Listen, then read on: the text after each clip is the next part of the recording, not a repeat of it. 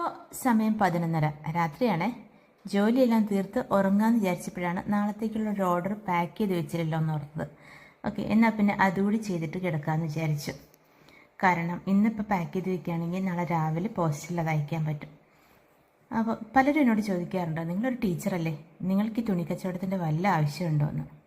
ടീച്ചറാണെങ്കിലും നമുക്കിഷ്ടപ്പെട്ട വേറൊരു ജോലി കൂടെ ചെയ്യുന്നതുകൊണ്ട് കുഴപ്പമൊന്നുമില്ലല്ലോ. മാത്രമല്ല ഇതെനിക്ക് ഒത്തിരി ഇഷ്ടപ്പെട്ടൊരു കാര്യം കൂടിയാണ്. ഇതിനെ തുണിക്കച്ചവടം എന്നല്ല, എൻ്റെ ഒരു പാഷൻ എന്ന് വിളിക്കാനാണ് എനിക്കിഷ്ടം. നമുക്ക് ഇഷ്ടമുള്ള ജോലികൾ എത്ര ചെയ്താലും നമുക്ക് മടുപ്പ് തോന്നില്ലല്ലോ. അതേസമയം ഇഷ്ടമില്ലാതെയാണ് നമ്മൾ ജോലി ചെയ്യുന്നതെങ്കിലോ നമുക്ക് പെട്ടെന്ന് ആ ജോലിയുടെ വെറുപ്പും ദേഷ്യവും ഒക്കെ തോന്നും. അപ്പോൾ എനിക്ക് ഈ ക്ലോത്തിങ്ങും ജ്വല്ലറിയും എന്ന് പറയുന്നത് ഒത്തിരി ഇഷ്ടമാണ്.